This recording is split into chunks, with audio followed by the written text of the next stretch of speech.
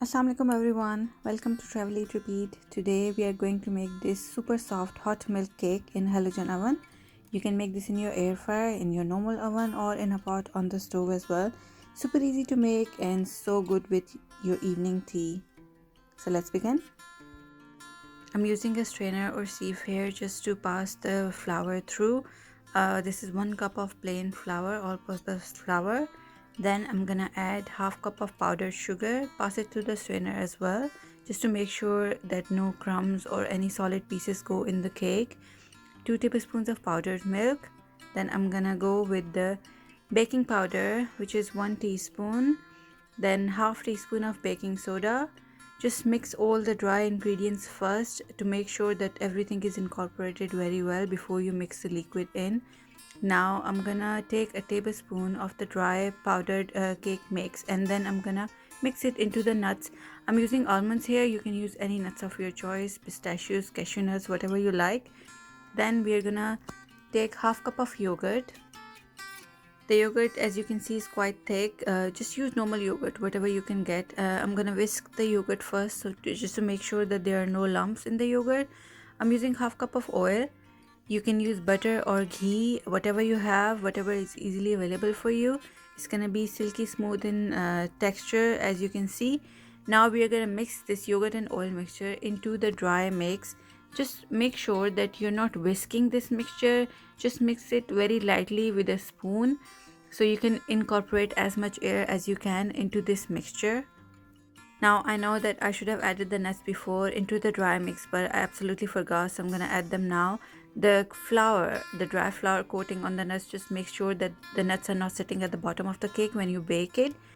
Now this is half cup of hot milk. We are gonna add the milk gradually and just cut and fold the mixture so the milk is incorporated really well into the mixture. The milk can be more or less, depends on the size of the cup that you're using. In the end, your batter should look like something like this, and I'm gonna add a teaspoon of vanilla essence. You can add cardamom powder as well if you want that. Now we are gonna grease the pan to bake the cake in, and I'm gonna show you how to cut the perfect baking sheet or your baking paper that will fit perfectly in your baking tray. So take a baking paper and fold it into half, and then fold it again into half. Make sure that you press the crease so it's perfectly folded neatly. Then fold it again into a triangular shape. As you can see, join the corners, and then one more time you have to fold it. It will become something like this, like a cone.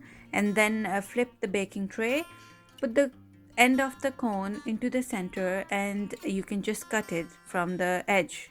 That's all you have to do. And when you will open it, it will be the exact same size of the baking tray, and this is so helpful. You can use the remaining baking sheet for baking fries or anything, and nothing goes to waste here, but this makes sure that your baking paper fits perfectly in the tray. I'm gonna grease it again because I'm baking in halogen oven, and I'm always like making sure that nothing sticks to the bottom. So just tap it for a few times. This will make sure that there are no air bubbles left inside the cake.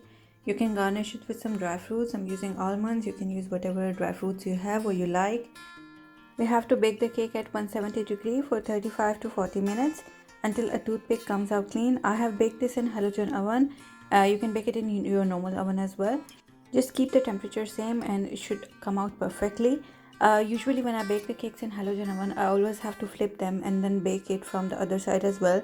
But I just want to show you that if you bake the cake at a low temperature for a longer time, you don't even need to bake it from the other side. As you can see that the cake came out perfectly. And also I always preheat my halogen oven for at least 10 minutes before I start baking in it. So give this recipe a try. Let me know in the comments if you like the recipe, and thank you so much for watching. I'm gonna see you in the next video.